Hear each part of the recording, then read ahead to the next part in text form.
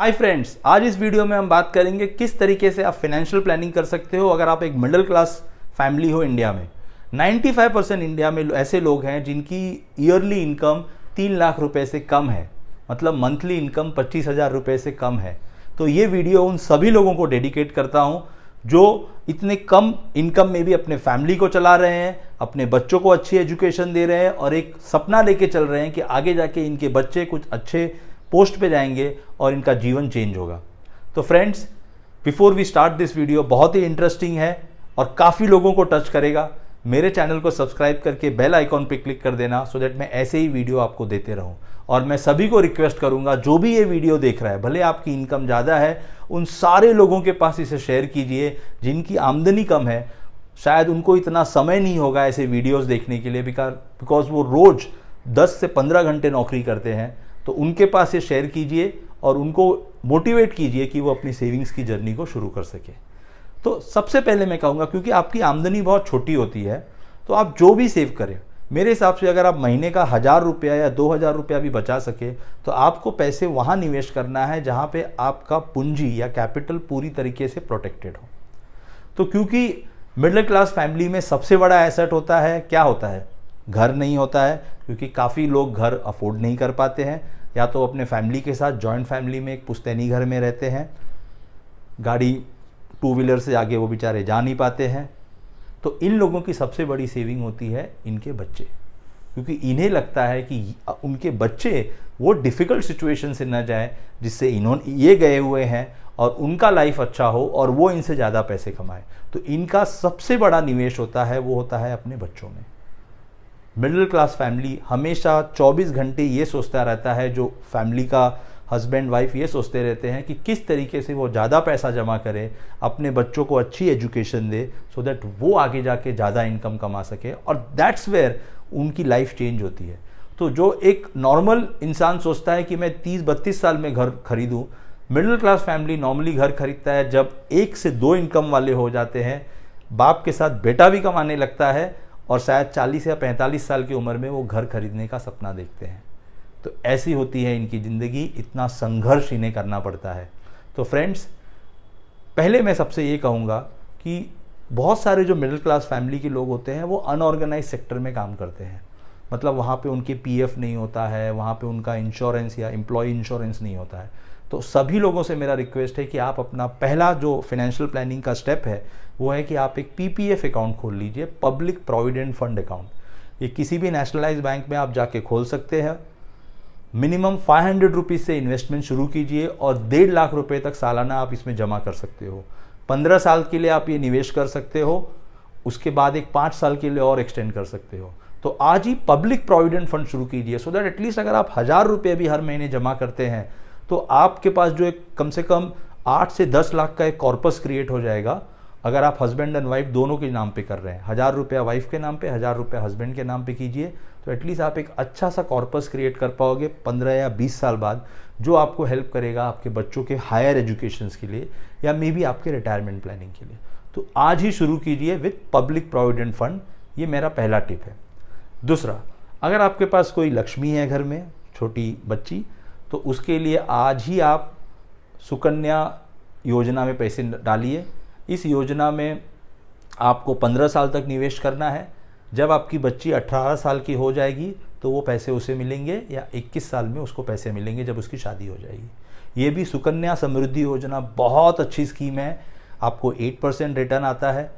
इसे आज ही शुरू कीजिए, सो दैट आपकी जो गर्ल चाइल्ड है, जैसे मोदी जी कहते हैं बेटी पढ़ाओ बेटी बचाओ, उसको पूरा कीजिए। अब मैं तीसरी योजना आपको बताता हूँ। देखिए, मेरा कोई पर्पस नहीं है कि आपको मैं स्टॉक मार्केट की योजनाएं बताऊँ, क्योंकि आप स्टॉक मार्केट में नहीं निवेश कर सकते।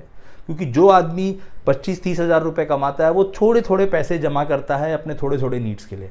घर में टीवी खरीदनी है तो उसके लिए पैसे जमा करेगा, बच्चों की पढ़ाई के लिए फ़ीस भरना है तो उसके लिए जमा करेगा। तो मैं आपके लिए लॉन्ग टर्म सेविंग्स में सिर्फ म्यूचुअल फंड्स कहूँगा। अगर वो भी पॉसिबल है तो आप 1,000 रुपये हर महीने के हिसाब से शुरू कीजिए। अगर आपने 15 या 20 साल तक लगातार कर सके तो आप एटलीस्ट 5 से 6 लाख रुपया आराम से जमा कर पाएंगे, जो शायद आपके रिटायरमेंट प्लानिंग में काम आए। बट जैसे मैंने कहा, रिटायरमेंट का तो कोई शब्द ही नहीं होता है मिडिल क्लास फैमिली में। लोग तब तक काम करते हैं जब तक बच्चा अपने पैर पे ना खड़ा हो जाए, तो उनके लिए कोई रिटायरमेंट नहीं होता। बट फिर भी अगर आप कुछ सेविंग कर सकते हो पब्लिक प्रोविडेंट फंड के बाद, सुकन्या समृद्धि योजना के बाद, तो म्यूचुअल फंड में शुरू कीजिए। मिनिमम 1000 रुपये से आप शुरू कर सकते हैं। हर महीने छोटे अमाउंट से शुरू कीजिए, सो दैट कंटिन्यूसली आप इसे निवेश कर सकते हैं और आपको इसको बीच में तोड़ने की ज़रूरत ना पड़े। अगर आपको म्यूचुअल फंड के बारे में नहीं पता है तो किसी से पूछिए, जो आपको सजेस्ट कर देंगे। मैं इसलिए कहता हूँ बार बार कि जो भी ये वीडियो देख रहा है, प्लीज़ अपने ड्राइवर, अपने सर्वेंट, अपने वॉचमैन, जो भी ऐसा है जो भी आपको लगता है कि आपके फैमिली में, आपके रिलेटिव्स में, आपके सराउंडिंग में जिसकी इनकम कम है, उसे प्लीज़ मोटिवेट कीजिए कि वो म्यूचुअल फंड में सेव करे। उसे हेल्प कीजिए डीमैट अकाउंट कैसे ओपन किया जाएगा, क्योंकि लॉन्ग टर्म इसी का है। अब फ्रेंड्स, पीपीएफ, सुकन्या समृद्धि योजना और म्यूचुअल फंड के बाद हम नेक्स्ट आते हैं, वो है कि आप किस तरीके से अपने आप के लिए एक छोटा सा इमरजेंसी कॉर्पस क्रिएट करें। देखिए, इमरजेंसी कॉर्पस किस लिए ज़रूरी है? हमने देखा कि जब कोविड जैसा वायरस आया था, उस वक्त क्या हुआ था, काफ़ी लोग जो मिडिल क्लास सेगमेंट थे, वो उनकी नौकरी चली गई थी। उस वक्त उनके पास बिल्कुल पैसे नहीं थे। तो उसकी सीख से हमें ये देखना है कि हम एटलीस्ट 6 महीने का जो हमारा बेसिक खर्चा है उतना पैसे को हम जमा करें। तो अगर आप 30,000 कमा रहे हो और आपको लगता है कि मेरा 20,000 या 22,000 रुपया महीने का खर्चा है या 25,000, तो 1.5 लाख रुपया होता है।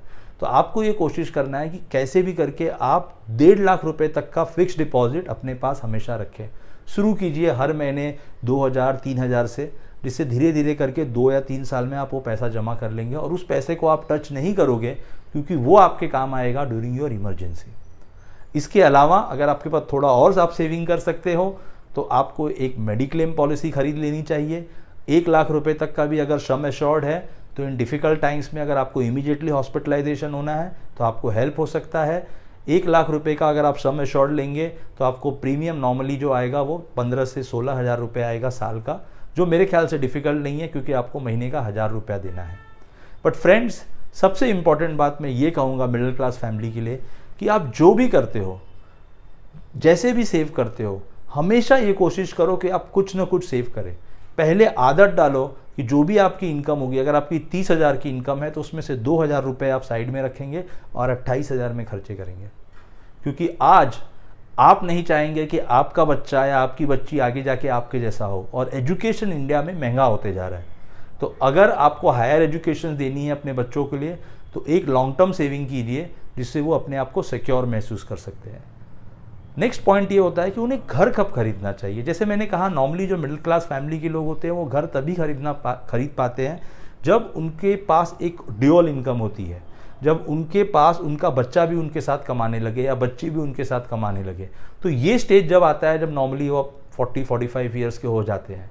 अगर वैसा अपॉर्चुनिटी आया तो आप घर ज़रूर खरीदिए, बट ये हमेशा देखिए कि आपका जो EMI है वो आपके फैमिली इनकम में, मीन्स आपके इनकम और आपके बच्चों को इनकम को मिला के भी EMI हर महीने का 40% से ज़्यादा ना हो। तो इस तरीके से आपको छोटी छोटी प्लानिंग करनी है, छोटे छोटे स्टेप्स लेना है एक लॉन्ग टर्म गोल के लिए। और मैं हमेशा कहता हूँ कि जो पहले लोअर क्लास था वो आज मिडिल क्लास हो गया है, जो मिडिल क्लास है वो कल हायर मिडिल क्लास होगा, क्योंकि इंडिया $2 ट्रिलियन इकोनॉमी में जा रही है। अगर $2 ट्रिलियन इकोनॉमी में जाएगी तो करोड़ों लोग ऐसे हैं जो गरीबी रेखा से ऊपर आएंगे और उनका जीवन चेंज होगा। तो हम और आप ये पूरा कोशिश कर सकते हैं कि जितने भी मिडिल क्लास फैमिलीज़ हैं जो बहुत ही छोटे आमदनी कमाते हैं, उन्हें कैसे हम फाइनेंशियल ज्ञान दें, उन्हें कैसे हम मोटिवेट करें कि वो सेविंग कर सकें। तो फ्रेंड्स, ये छोटा सा वीडियो है, बट मैंने वही चीज़ सजेस्ट किया है जो नॉर्मली मिडिल क्लास फैमिली कर सकते हैं, जो उनके लिए पॉसिबल है। तो I hope you like this video. इसे शेयर करना, बहुत सारा लाइक देना, और आई होप बहुत सारे लोग इससे बेनिफिट लेंगे और उनकी लाइफ में सेविंग्स की जर्नी को शुरू करेंगे। Thank you so much for watching this video and bye.